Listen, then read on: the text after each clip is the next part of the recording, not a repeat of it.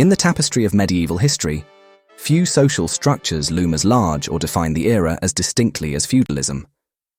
It was the backbone of medieval society, a complex web of relationships that shaped the lives of nobles, peasants, and clergy alike. Join me as we journey through the annals of time to explore the intricate tapestry of feudalism, the structure of medieval society. Feudalism arose in Western Europe during the early Middle Ages, following the decline and eventual collapse of the Western Roman Empire in the 5th century AD. With the fall of Rome, the centralized authority that had once governed much of Europe disintegrated, leaving a power vacuum in its wake. This period was marked by widespread political fragmentation, economic instability, and frequent invasions by various barbarian tribes such as the Visigoths, Vandals, and Ostrogoths. The breakdown of Roman infrastructure, including roads, trade networks, and centralized governance, plunged Europe into a state of disarray and uncertainty. Amidst this chaos, feudalism emerged as a decentralized system of governance that provided a degree of stability and protection to individuals and communities. At its core, feudalism was based on a series of reciprocal relationships between lords and vassals, rooted in the exchange of land and military service. Land ownership was central to the feudal system. The king or monarch held vast swathes of land, known as the royal domain, which he granted to his most loyal and powerful nobles in exchange for their military support and allegiance. These nobles, in turn, subdivided their lands among lesser lords, who pledged their loyalty and military service to the higher-ranking nobles in return. The feudal contract, formalized through rituals like homage and fealty, established the terms of the relationship between lord and vassal. The lord granted the vassal land, known as a fief, along with protection and the right to extract resources and taxes from the peasants who lived on the land. In return, the vassal swore an oath of loyalty and promised to provide military service to the lord when called upon. This system of land tenure provided a semblance of security and order in a tumultuous and uncertain world. It allowed for the decentralization of power, with local lords assuming greater authority and responsibility for the defense and administration of their territories.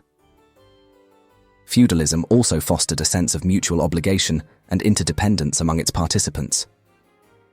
Lords were expected to protect their vassals and uphold justice within their domains, while vassals owed their allegiance and military service to their lords.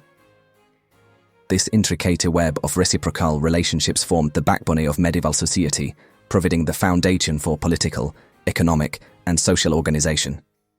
At its core, feudalism was a hierarchical system of land ownership and obligation.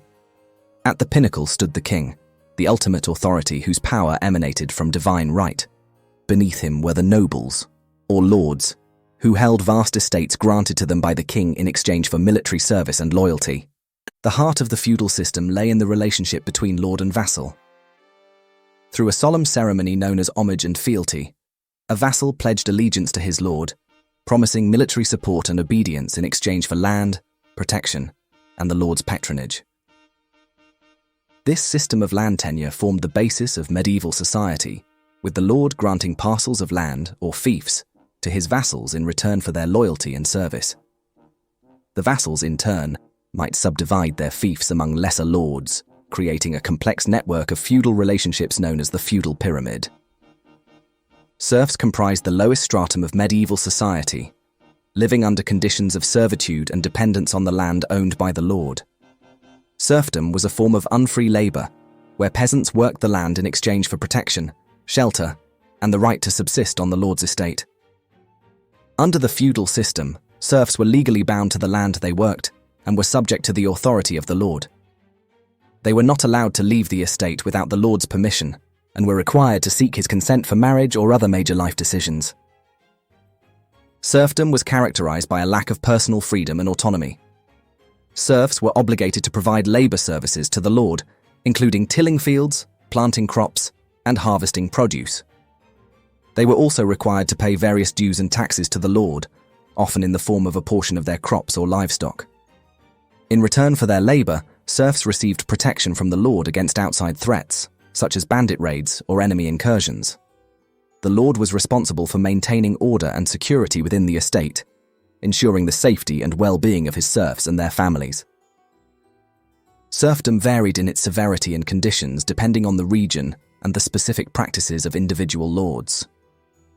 In some cases, serfs enjoyed relatively favorable conditions, with access to land for subsistence farming and limited interference in their daily lives. However, in other instances, serfs faced harsh treatment, exploitation, and abuse at the hands of oppressive lords. Despite the constraints of serfdom, peasants often formed close-knit communities within the confines of the lord's estate. They shared common bonds of labor, culture, and religion, fostering a sense of solidarity and mutual support in the face of adversity. Over time, the institution of serfdom began to decline with the rise of economic changes, technological advancements, and shifts in social attitudes. The growth of commerce and trade opened up new opportunities for peasants to seek employment and improve their economic prospects outside the manorial system. Additionally, the Black Death and other epidemics that ravaged Europe in the 14th century disrupted traditional social structures and weakened the power of the nobility. This led to increased mobility and bargaining power for peasants, contributing to the gradual erosion of serfdom and the emergence of new forms of labor relations.